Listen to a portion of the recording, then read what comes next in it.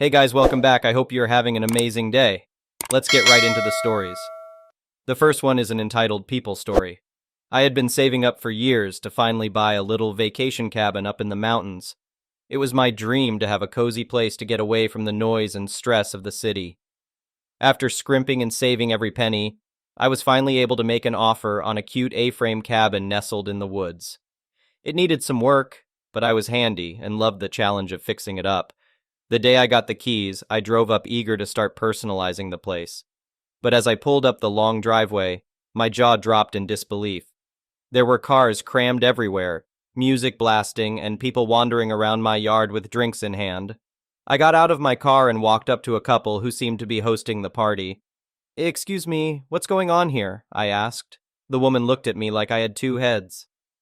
It's our weekend party, obviously," she said in a snotty tone.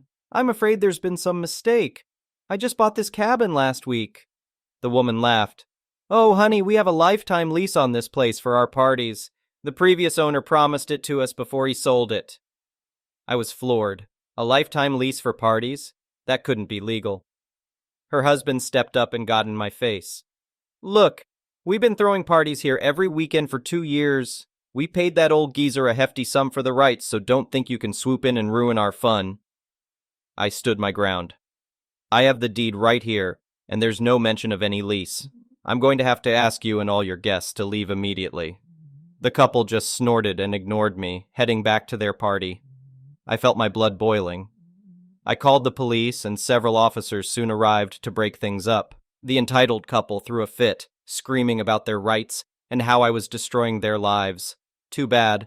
My rights came first as the legal property owner. In the following weeks, I sought legal advice about the supposed lifetime lease. My lawyer laughed and said it was completely unenforceable. We sent the couple cease and desist letters, but they kept trying to host their destructive parties. One Saturday afternoon, I came up to the cabin to find cars filling the driveway yet again. Loud dubstep music made the windows rattle. I saw red and called the police once more. This time I pressed charges for trespassing. The couple finally got the message when they had to haul themselves into court. They tried to claim that the previous owner had given them verbal permission for unlimited parties, but with no proof, the judge wasn't having it. She ordered them to stay 100 feet from my property at all times. For a while, they still parked just down the road on weekends and hiked to the cabin attempting to party on the porch. But I installed security cameras and bright floodlights to deter them. A few well-placed hunting traps in the surrounding woods didn't hurt either. Eventually, they gave up for good, grumbling about me being a psycho party pooper. Peace and quiet returned to my mountain sanctuary at last. I was able to focus on renovating the cabin into a comfortable retreat with my own touches. Now I can enjoy lazy weekends fishing on the lake, reading on the porch, and stargazing by the fire pit. No more pounding music and drunken strangers ruining my time in nature. With the nuisance couple gone for good, I finally have my perfect vacation cabin just as I dreamed. The moral of the story? Don't ever assume someone's claims about a property are valid without doing your own due diligence. And don't be afraid to stand up for your rights as the legal owner, even if it means calling the authorities. The law's on your side when squatters or scammers try manipulating you. A little perseverance goes a long way in reclaiming your personal paradise. Now, if you'll excuse me, I'm off to enjoy some rest and relaxation in my hard-earned cabin in the woods. The next one is a pro-revenge story. My significant other and I were renting a ground floor unit at a really nice apartment complex.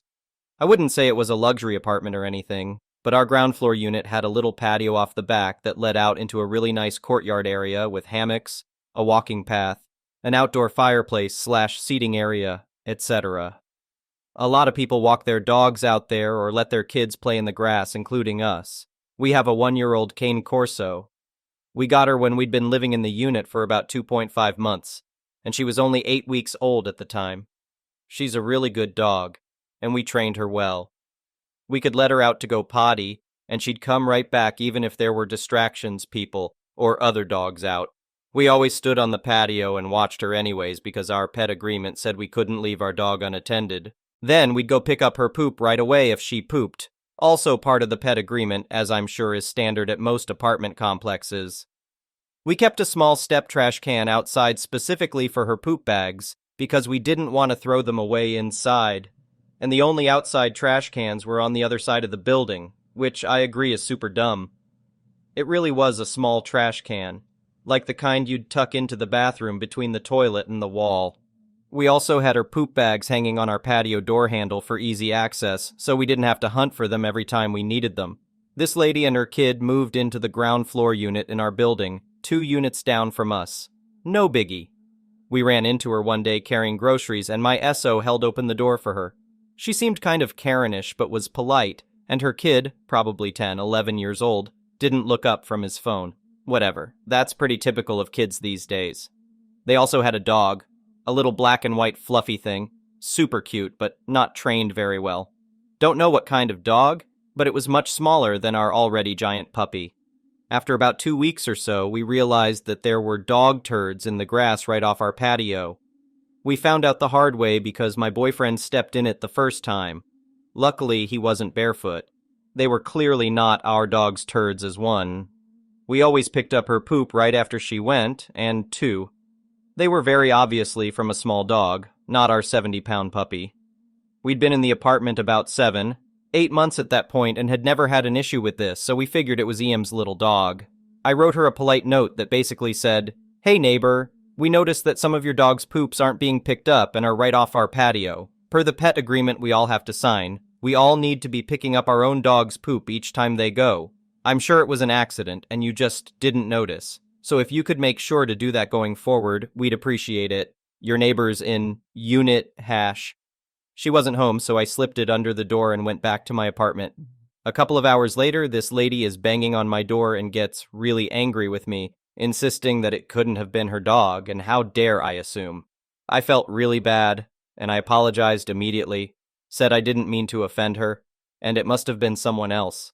She told me never to bother her with crap like this again, and stormed off. I was like, okay. Not 3 days later, I was sitting on my patio with a book, enjoying the cool weather when I saw their little dog run out of their back door, no one with it, and it came over to me. I said hello to the pup because I love pups, and then it took a poop right off my patio, ran back home and scratched the door to be let in. I saw her kid slide the door open enough to let the dog in and then close it again without coming outside to pick up the poop. I was annoyed because here I saw it with my own eyes that it was their dog, and no one was even watching it when it was outside. So I grabbed a poop bag, picked up the poop, wrote another less polite note about her kid neglecting to watch the dog or come to check if it had pooped / pick up after it, and dropped the poop bag and the note on their patio right by the door, then went back to my reading. EM was quicker to come by this time and stomped right up to me, waving the note around. Then she stated that her kid was just a kid and probably just forgot to check. I said I didn't care. Her kid was old enough to stand outside for 3 minutes and come pick up the dog's poop. She said, well, there's no poop bags / trash cans on this side of the building, and she didn't feel comfortable making her kid walk all the way around the building for that. The next part is my own fault in hindsight. I suggested she put a trash can like mine on her patio and leave their poop bags handy like we do for our dog. She eyed our stuff, huffed some more, rolled her eyes, refused to do anything about the poop, and walked off. At this point, I was super annoyed. I stalked my patio door for the next couple of days as much as I could, just waiting. And sure enough, on day 2 in the evening when I was about to give up, I saw the puppy run outside toward my patio. I whipped out my phone, took some pictures of the dog outside alone, not allowed, and the dog pooping, and then took another photo an hour later of the poop still there, and time-stamped all of them. Then I sent an email to the apartment office people who were always pretty nice, and they responded quickly that they would give her a warning about it. And sure enough, this lady comes back again to get mad and yell at me about how petty I was to report them to the office, and now they had a $150 fine for not picking up their dog poop. It's worth noting that these fines were rare. Poo prints were not used at this complex. In order for the office to fine someone for dog poop, they had to have proof it was that specific tenant's dog's poop and that it wasn't picked up. Hence the photos I'd taken and time-stamped. I told her that I had tried to be nice about it with her twice before, and it was her own fault at that point for not abiding by the terms of the pet agreement we all had to sign, everyone who had a dog at least. She went off about how she's a single mom, and she works during the day, and her precious baby can't be expected to pick up after their dog. I told her that a 10-11-year-old was plenty old enough to pick up after a dog, and that if they weren't responsible enough, then maybe the kid shouldn't be letting the dog out at all, and she should be the one to do it, or maybe whoever is home with him should be looking after it. She got angry, told me I had no idea how to be a single mom, that her mom stays with him during the day and shouldn't be expected to look after her kid and her dog, and she stomped off again. I expected to hear more about it, but I didn't. The ironic part is I am a single mom. My kid isn't my SO's, and I raised him alone for 2.5 years before I met my SO. So yes, I do know how hard it is, and I live 1,000 miles from my closest family, so I never even had the luxury of being able to have my mom watch my kid. Over the next couple of weeks, we didn't find any more dog turds off our patio, but we did notice our poop bags were depleting and our trash can filling up way more quickly than usual. I had my suspicions and wanted to test it. We had recently bought some small security cameras for inside of our apartment for different reasons, and I had my boyfriend set one up outside on the patio. We faced it where it could see our door and trash can but didn't point to the rest of the courtyard or other people's units. We respect privacy around here. Sure enough, the same evening my boyfriend set it up, I see the kid walk onto our patio, take a poop bag, walk out of frame, and then come back to throw it in our trash can. Okay, now I'm pissed, but also not trying to fight this lady or her kid. So I moved the poop bags to the inside door handle. It's a glass door, so you can still see them, but we always lock our sliding door. The next morning I heard someone knocking on the back patio door, and I go to see her kid standing there looking annoyed. I didn't open the door. I just spoke loudly enough to ask what he needed. He demanded a poop bag for his dog's poop. I said I'm sorry, but these are our poop bags for our dog, and they weren't free for anyone else to use. The apartment provides poop bags in a dispenser near the trash can on the other side of the building. The kid started demanding a poop bag, saying his mom told him he could use ours, slapping his hands on the glass a few times, trying to scare me. Yes, I'm so terrified of a 10-year-old boy. And finally screaming at me that he's telling his mother on me. I said, fine, go ahead, I'll tell her the same thing. Sure enough, a few minutes later, his mom is standing on my patio also demanding a poop bag for her dog's poop. I denied her a bag and asked her to please step off my patio as she was making me feel unsafe and uncomfortable. My SO wasn't home. She told me I was a bratty child, I'm 24, and she demanded I let her use my poop bags, as I had already told her she could before. I said no, I told you to get some yourself and do what I do. Keep them close by and put your own trash can on your patio. Not use the bags I buy with my own money for my own dog and then fill up my tiny trash can with your dog's poop. I pointed out she could use a plastic shopping bag if she didn't want to buy her own poop bags, or she could use the bags the complex provided on the other side of the building. She kept going off on me, and I finally told her if she didn't leave my patio, I'd call the police as she was harassing me. The apartment office was closed on Sundays, and of course it was Sunday. She acted like she was going to call my bluff, but then my boyfriend got home and walked up behind me to ask what was going on, and she ended up dragging her kid away. Again, leaving the poop in the grass off my patio. So, once she was gone, I took another time-stamped picture of the dog poop, downloaded the footage from my security camera of her kid stealing my poop bags and throwing them in my trash can, and the footage from them that morning yelling at me and demanding my bags and my denying them, and emailed all of it to the apartment management. I told them that she made me feel unsafe and uncomfortable in my own home, that she and her child felt entitled to come onto my patio and take my belongings. I also went outside, picked up her dog's poop, looked in the trash can on my patio and pulled out the bags with her dog's poop. They were significantly smaller than my dog's poops, as I'm sure any dog owners could tell the difference in poops of a 12-pound dog versus a 70-pound dog. I went and opened all the bags and dumped the poops straight on her patio right outside the door. On Monday, I heard back from the office lady who said she would take care of it. By Friday, there was a moving truck and the lady and her kid were moving out. Pretty sure they were evicted or at the very least urged to move before a formal eviction process was initiated. After talking to some of our other much friendlier neighbors, it turns out we weren't the only ones who had been complaining about her. They'd only lived in the complex for like 2-3 months before they made so many enemies they were kicked out. Sometimes I think I should feel bad for playing a part in them getting evicted, but honestly, I can't bring myself to feel guilty about it. Not my fault she was a lazy, entitled person who couldn't even be bothered to get a shopping bag to pick up her dog's waste. I never heard from her about the turds I dropped on her patio, but I like to think she stepped in them without looking and knew better than to come complain to me about it. The next one is a petty revenge story. I used to work in a call center where everyone had little cubicles. You could chat with people on either side or behind you if things got slow, but anyone on the other side of the divider was sort of hard to see or chat with. This is only important because Karen was in this hard-to-see location from me. I have issues with overheating medical stuff. I like to sit right under the AC vent. Nobody fought me for this because it was a little too cold for most people. Well, being a woman, this meant that sometimes I had some nipple protrusion issues on some days. It's perfectly natural, and to most people, not noticeable because it was under my shirt and bra. Karen noticed this and made a report to HR. The HR woman and my direct supervisor paraded me through the cubicles and into their office to question me about my nipples. Now I could have thrown a fit about this to begin with since we didn't actually have a dress code, and it's none of their damn business. They asked me to prove I was wearing a bra, so I showed them the straps. They told me good enough, basically, and asked me to go back to my desk. I refused to go back. I said I needed to file a complaint about someone. They asked me who I was reporting. I said, I don't know, but you do. I want to report whoever it was that's been staring at my breasts all day. Now that I know someone is staring, I feel like this is a hostile work environment. They acted like I was joking at first until I said, if you don't have a talk with them, I will go over your heads and report you for forcing me to reveal my bra to you. I got escorted back to my desk and Karen was sitting there looking smug, until they escorted her to the HR office instead. I don't know what happened to her in the office, and I didn't care.